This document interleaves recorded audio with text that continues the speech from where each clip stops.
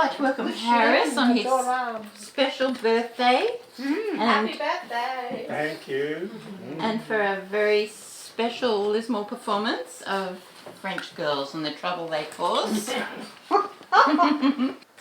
Okay, so I'm going to tell you 3 stories. They're kind of related. And the first story is called The Girl from the Flamingo Club. The Girl from the Flamingo Club. Okay, so this story goes back about 10 years, no more, 15 years. And I was married then, and I was living in Melbourne. And one morning, it was a Saturday morning, my wife and I had an enormous fight. And at the end of it, she said, "That's the finish, no more. That's the end of this marriage." And I thought, oh wow, you know. And then I thought, oh well, I can either sit around the house all day feeling miserable, or else, you know, I can maybe go into town and see a movie, and who knows, I might meet someone else just as nice as you, or even nicer.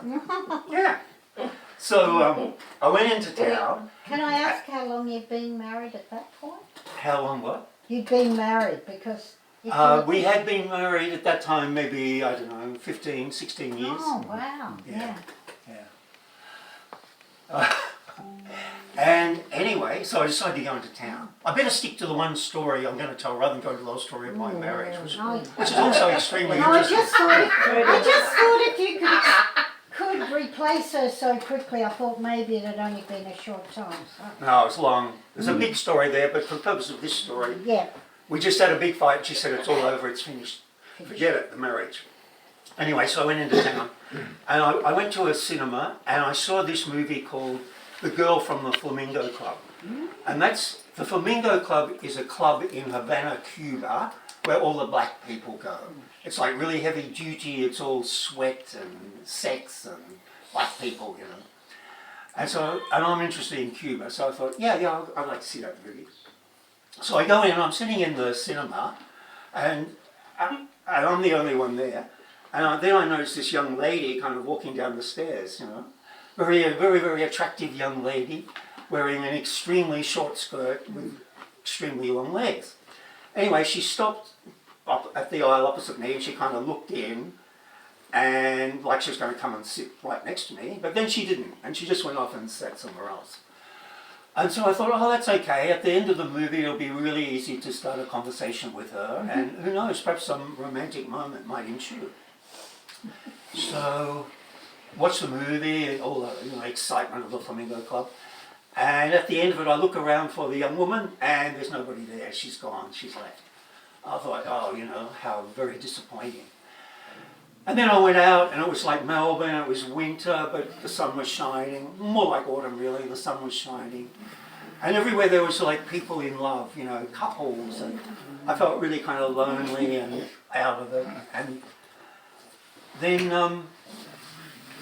I went home, and my wife wasn't home, she'd gone out. And anyway, the next day, I had a friend who was a music promoter, and he had given me some tickets to go and see a concert of Latin American music.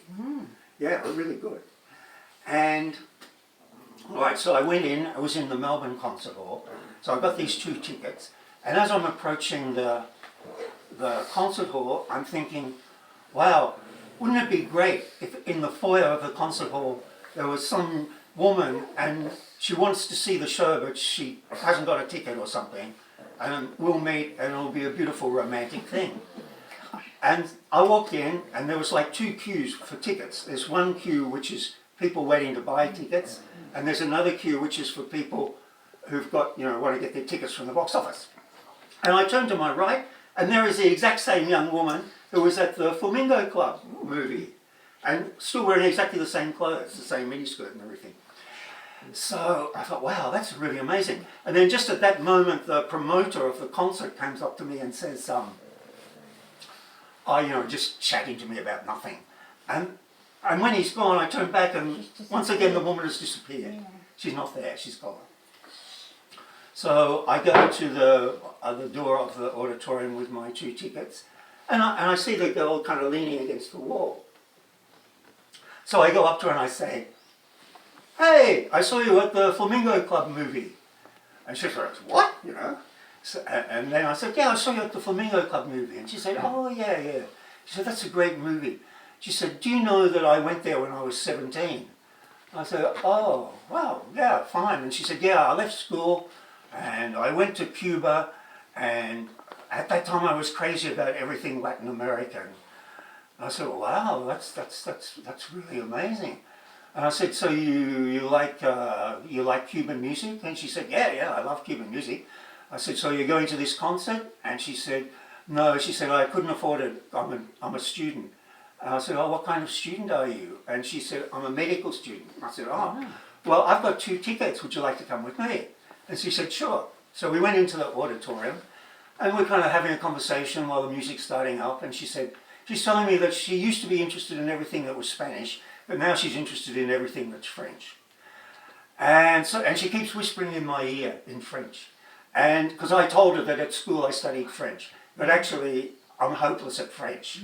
I remember one time I was in Paris and I went into a cafe to order a ham sandwich, and that's a really easy thing to do, and no one could understand me. You know, I couldn't even buy a ham sandwich.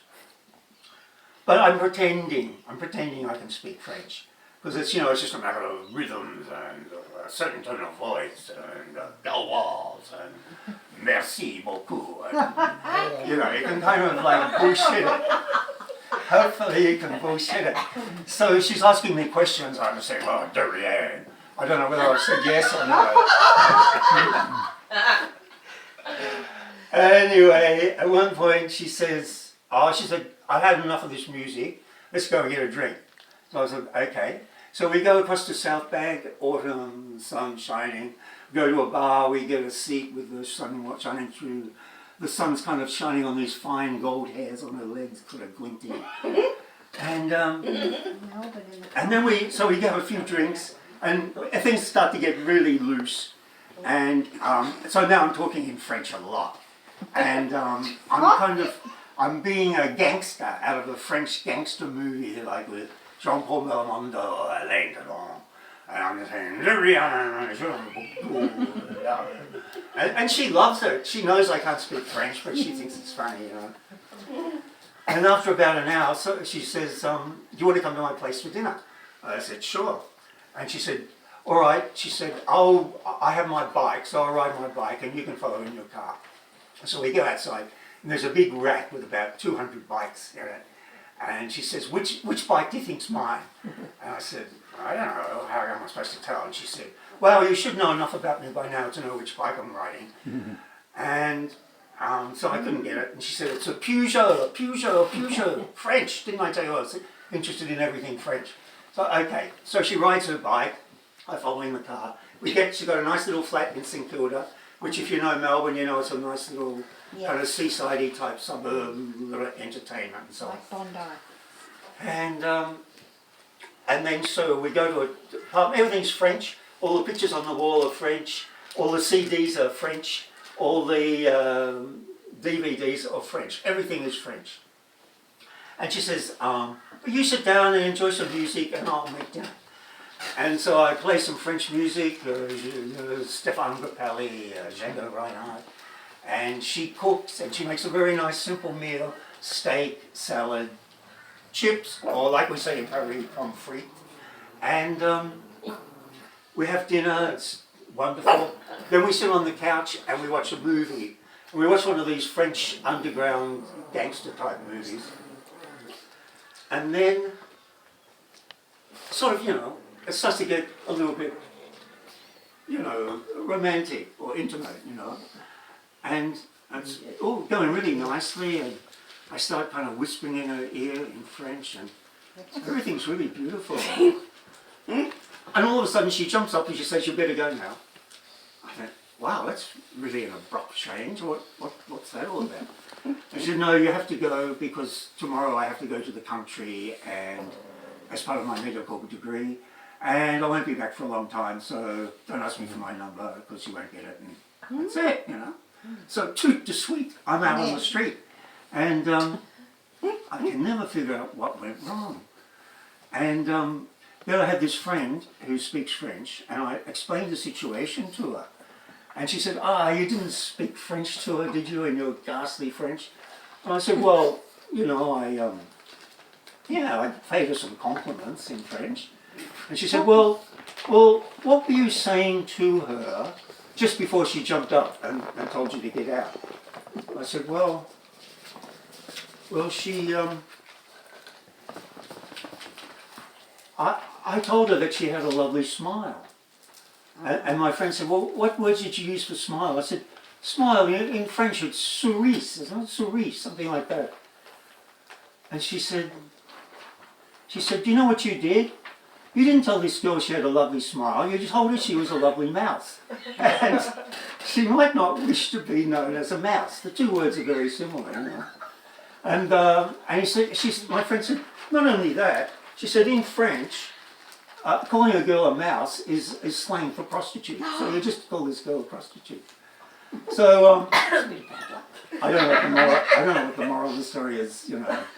Don't speak French unless you understand what you're doing. But so I never saw her again, but it's probably just as well because my wife and I got back together and our marriage continued on for a few years.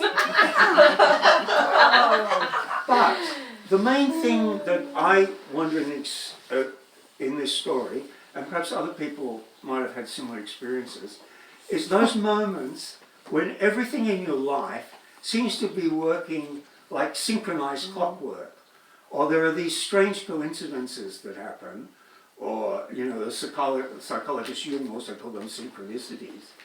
So this amazing thing that I see this girl in the cinema, and then I go to a concert the next day, and I meet her again, and when these kind of things happen, you think, oh, it's something special, you know. We must be like intended for each other, you know, we must be astrologically connected. And then the whole thing blows up in your face, you know. You see,